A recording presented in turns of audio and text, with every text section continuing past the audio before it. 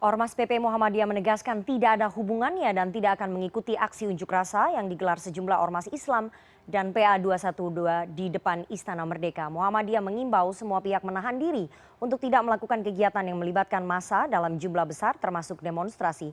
Untuk membahasnya kami sudah terhubung melalui sambungan Zoom dengan Sekretaris Umum PP Muhammadiyah, Profesor Abdul Muti. Selamat siang Prof. Abdul. Selamat siang Mbak Rifana. Selamat Prof. siang penonton CNN Indonesia. Ya, Prof, langsung saja. Hari ini sejumlah ormas Islam dan PA 212 menggelar aksi unjuk rasa, kita tahu di depan istana untuk menolak RUU Omnibus Law Cipta Kerja. Kenapa PP Muhammadiyah memilih tidak bergabung, Prof? Ya, yang pertama kami memandang bahwa setelah Undang-Undang Cipta Kerja disahkan oleh DPR, secara material undang-undang itu sudah berlaku, sudah sah. Dan tidak ada mekanisme yang bisa merubah undang-undang itu kecuali 3 hal. Yang pertama, Presiden menerbitkan Perpu. Kemudian yang kedua, judicial review ke Mahkamah Konstitusi. Atau yang ketiga, DPR membuat undang-undang yang baru sebagai pengganti Undang-Undang Cipta Kerja.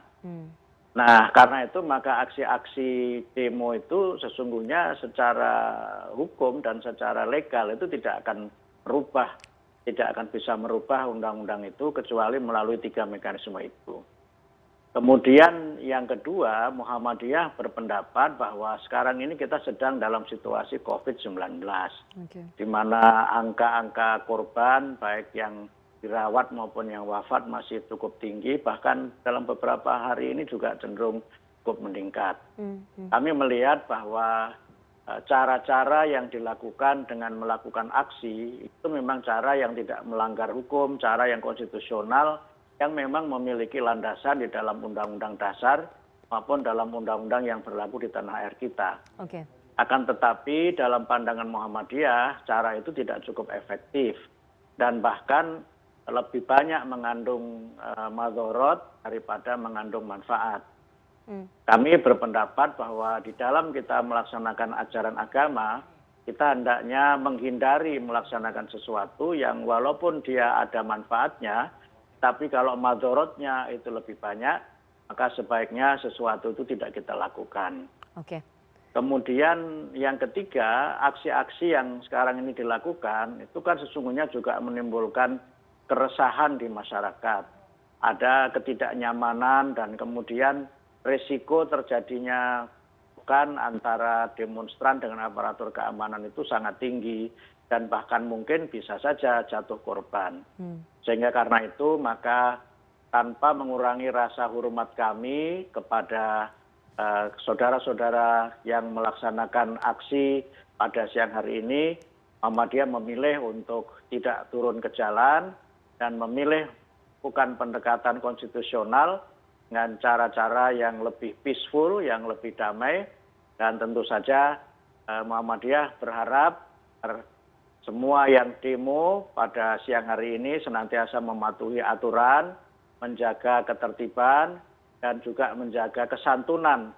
Karena mereka mengatasnamakan dirinya sebagai organisasi Islam, organisasi yang seharusnya memberikan contoh teladanan dengan akhlak dan perilaku yang Prof. Abdul, Muhammadiyah tidak ikut turun ke jalan tapi memilih cara-cara peaceful untuk memperjuangkan penolakan terhadap RUU Omnibus Law Cipta Kerja. Cara-cara apa yang ditempuh oleh PP Muhammadiyah, Prof. Abdul? Ya, sekarang ini kan naskah yang diputuskan oleh DPR itu masih dalam proses dirapikan ya istilahnya, dan juga kemudian disempurnakan untuk nanti diajukan kepada Presiden supaya mendapatkan pengesahan dan diterbitkan dalam berita negara. Nah, Muhammadiyah nanti akan melakukan rapat secara khusus untuk meneliti dan mencermati final dari Undang-Undang Cipta Kerja itu, kemudian apakah nanti secara sendiri atau bersama-sama dengan komponen masyarakat bangsa yang lainnya menguji dan melakukan upaya-upaya yang bersifat konstitusional. Tidak ada pasal-pasal dalam Undang-Undang Cipta Kerja itu yang bertentangan dengan Undang-Undang Dasar 45 dan yang memberikan atau berdampak terjadinya kerugian konstitusional bagi warga negara masuk mungkin nggak ada kerugian konstitusional bagi Muhammadiyah. Oke, Prof. Abdul, apakah ada ajakan dari PA 212 kepada PP Muhammadiyah untuk ikut turun pada aksi unjuk rasa hari ini, Prof? Kalau secara resmi tidak ada. Mm-mm. Saya hanya mendapatkan informasi itu dari selebaran yang beredar dan juga video yang sempat juga beredar di media sosial, dan kami memang juga sudah mengantisipasi untuk kantor kami yang biasanya kalau ada aksi itu kantor kami selalu menjadi tempat dari mereka yang ingin beristirahat. Dengan alasan keamanan kantor itu kami tutup. Kemudian juga kami tidak terlibat dalam aksi itu, termasuk misalnya dengan mengirimkan tim kesehatan dan berbagai hal lain yang berkaitan dengan aksi-aksi itu. Oke, Prof. Abdul, bagaimana kemudian pandangan PP Muhammadiyah? Anda sebetulnya sudah menjelaskan dan juga teman-teman di PP Muhammadiyah sudah berulang kali menjelaskan, tapi kami ingin penegasan, apakah kemudian tidak ikut turunnya ke jalan, tidak ikut berdemonstrasi bersama dengan Ormas Islam dan juga PA 212 karena kekhawatiran bahwa ini akan melebar kemana-mana begitu, Prof. Abdul? Betul sekali. Itu yang memang kami tadi sebutkan, madorotnya itu lebih banyak daripada manfaatnya. Oke. Karena itu maka kami berharap sekali lagi agar demonstrasi ini berjalan dengan tertib, dan juga kami mengharapkan kepada aparatur keamanan yang memang berada pada barisan terdepan untuk menjaga dan mengamankan demonstrasi ini agar tidak terpancing melakukan tindakan kekerasan, tapi lebih mengedepankan pendekatan yang bersifat humanis dan pendekatan yang persuasif. Oke, Prof. Abdul, kita tahu bahwa kemarin dari PBNU sudah didatangi oleh perwakilan pemerintah untuk dijelaskan secara langsung soal RUU Omnibus Law Cipta Kerja. Apakah ada dari pihak pemerintah yang mendatangi pihak PP Muhammadiyah untuk dilobi agar lebih lunak begitu, Prof. Abdul? Saya kira belum ya, mungkin tahu bahwa Muhammadiyah tidak akan melunak kali dengan lobby itu. Karena kami sudah menyatakan dari awal bahwa undang-undang ini jangan dipaksakan untuk disahkan. Bahkan jika mungkin undang-undang ini dicabut dari prolegnas tahun 2020. Tetapi kemudian kami mencermati pasal demi pasal sejak awal sebenarnya. Tapi ya memang sepertinya DPR sebagai lembaga legislatif ini memiliki pendekatan dan keputusan tersendiri. Walaupun kami paham dalam konteks demokrasi tentu ada banyak kepentingan dan ada banyak aspirasi.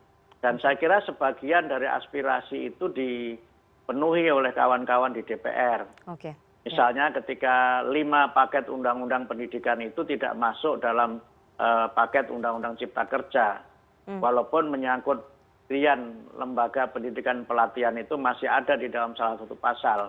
Kalau tidak salah di pasal 69. Saya tidak tahu posisi terakhir setelah dilakukan pembahasan dan diputuskan DPR itu.